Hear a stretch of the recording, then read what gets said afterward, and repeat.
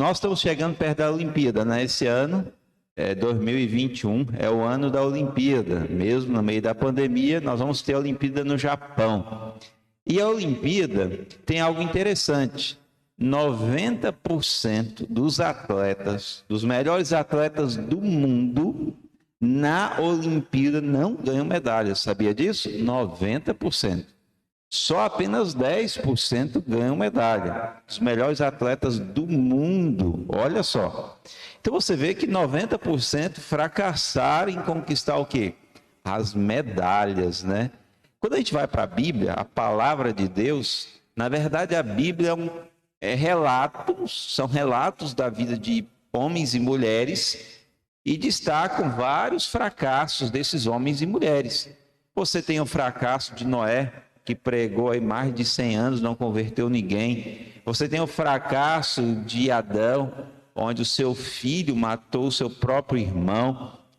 Você tem o relato do fracasso de Davi, que seu filho tomou o trono, o traiu.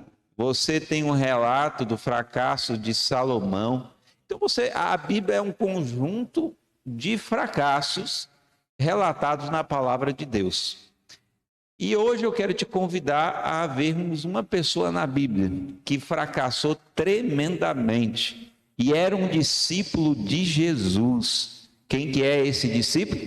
Você já sabe, né?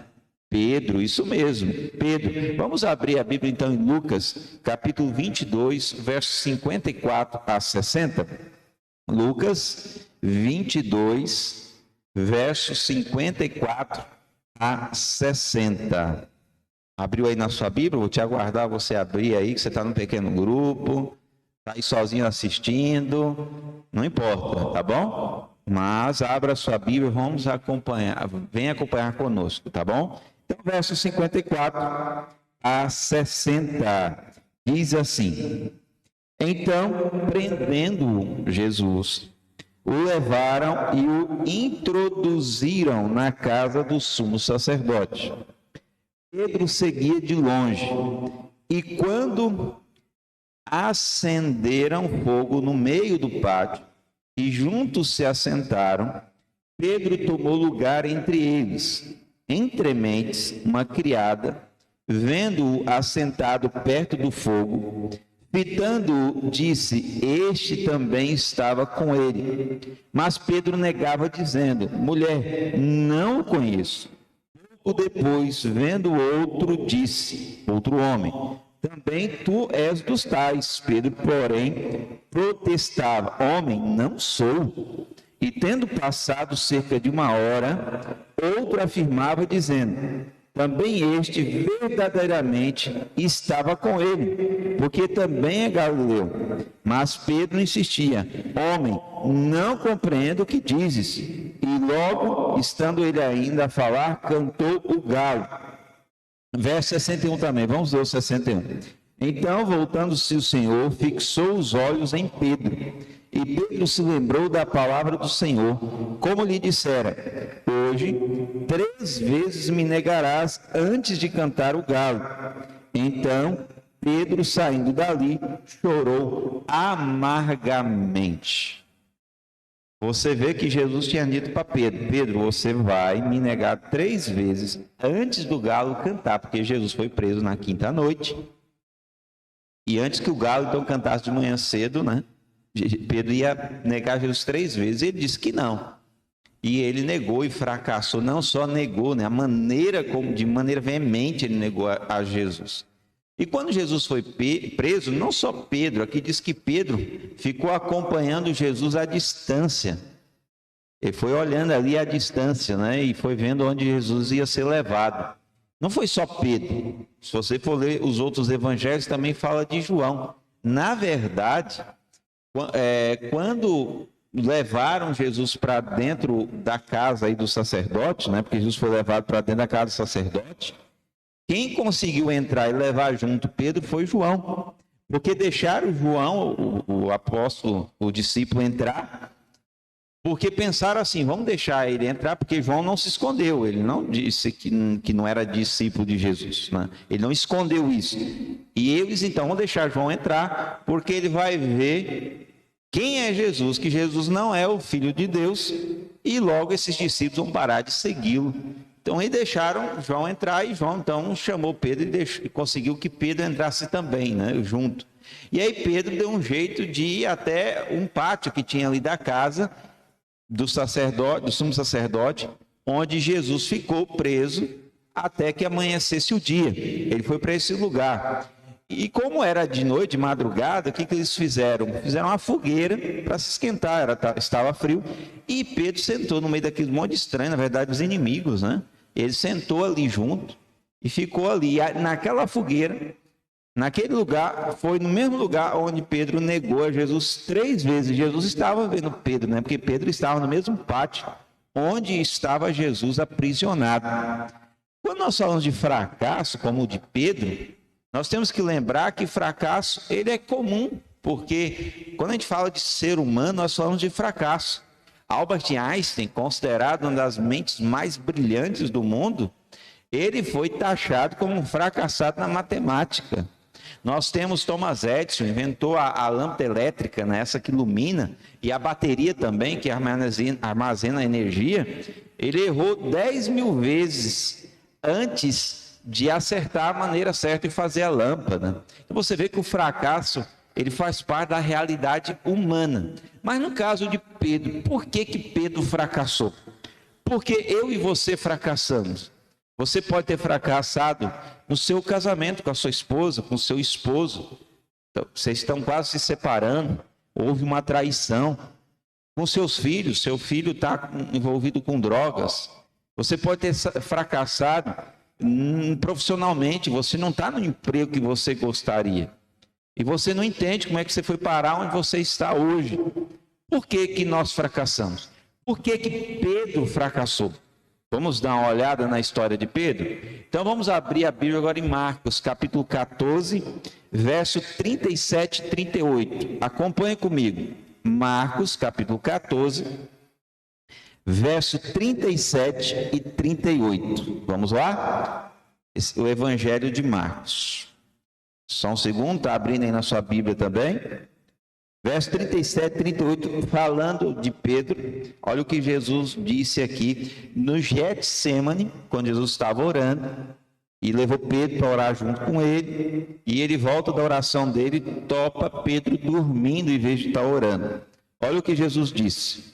Voltando, achando-os dormindo, e disse a Pedro: Simão, tu dormes? Não pudeste vigiar nem uma hora? Vigiai e orai, para que não entreis em tentação. O espírito, na verdade, está pronto, mas a carne é fraca. O que nós aprendemos com esse texto? Jesus aqui está fazendo um alerta a Pedro, e eu quero falar agora um pouquinho mais perto de você, olhando nos seus olhos, para que você entenda o porquê nós fracassamos assim como Pedro.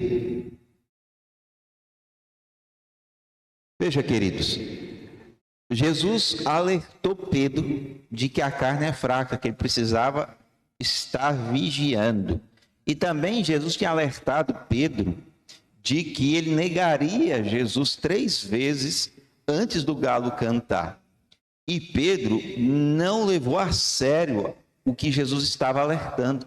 E quantas vezes nós somos alertados de uma situação, ou na vida espiritual, familiar, filhos, e nós não levamos a sério. A própria palavra de Deus que nos orienta, você está ouvindo essa mensagem agora, e nós não levamos a sério. Foi assim com Pedro, e a carne é fraca, e ele negou a Jesus. Outro motivo, você vê Pedro seguindo a Jesus de longe. Ele não se assume como discípulo, ele não toma uma posição. E nós também não. Quantas vezes você deixou já de tomar uma posição ao lado de Cristo?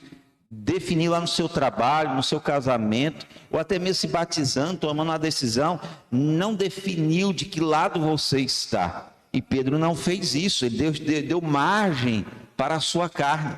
E o terceiro motivo, você vê que Pedro senta-se na fogueira com os inimigos.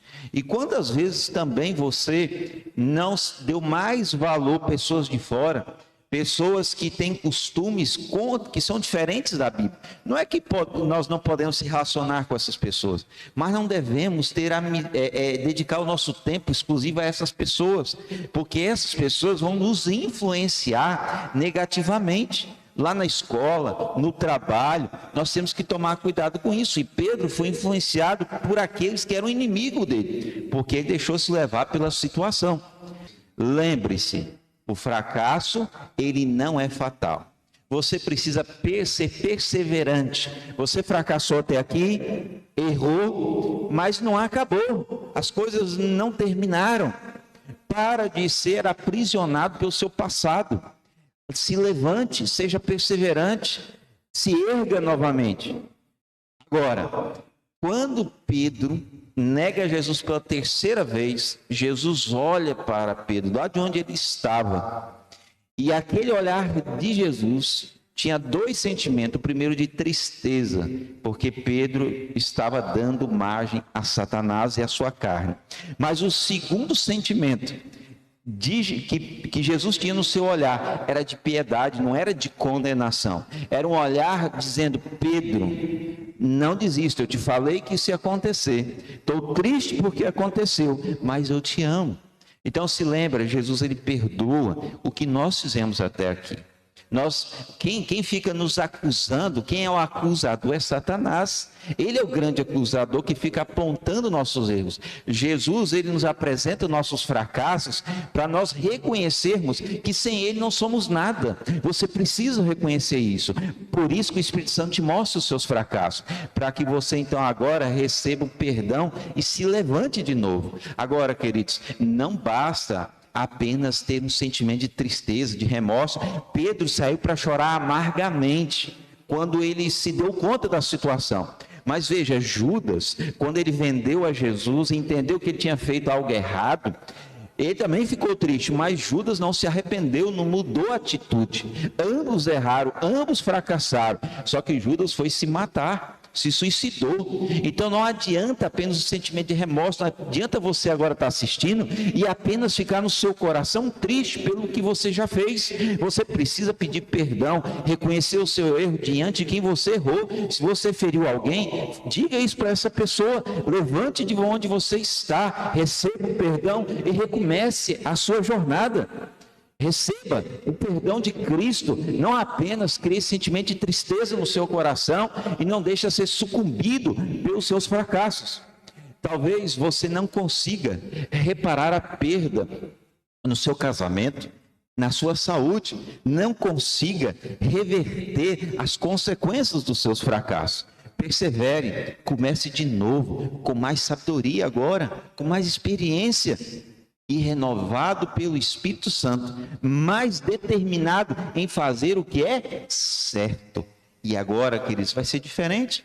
Veja Pedro se levanta e 2 meses depois dessa terrível experiência de fracasso, Pedro prega o sermão do Pentecoste. 3.000 pessoas se convertem, um dos sermões mais poderosos da história do cristianismo. 2 meses apenas depois desse terrível fracasso, e Pedro estava lá pregando esse sermão. Que maravilha! Veja a diferença. Pedro não deixou o fracasso tomar conta da vida dele. Então se levante, viva uma nova experiência, cresça com tudo que aconteceu e faça diferente daqui em diante. Deixa Deus restaurar a sua vida. Lembra-se do tema dessa semana? Restaurados em Cristo? Então seja perseverante, não desista e diga: Senhor, restaure o meu vaso, eu sujei, está quebrado o vaso da minha vida, mas me restaure daqui em diante, eu vou fazer diferente do que eu tenho feito até aqui. Então deixa eu orar por você agora. Querido Deus, este teu filho que está se sentindo preso às circunstâncias da vida, a escolhas erradas, e hoje ele se sente abatido, sem forças para se levantar. Pedimos, Pai, que o Espírito do Senhor o anime, pegue na sua mão, o levante. Pedro estava chorando amargamente por causa da situação que ele se encontrava, mas ele se levantou pela força do Espírito do Senhor e saiu dali para ser um grande apóstolo. Então, Pai, ajuda esse teu filho a tomar essa decisão. assim como Eliana, como Marcos Vinícius e tantos outros que têm tomado essa decisão. Fortaleça este teu filho, em nome de Jesus. Amém.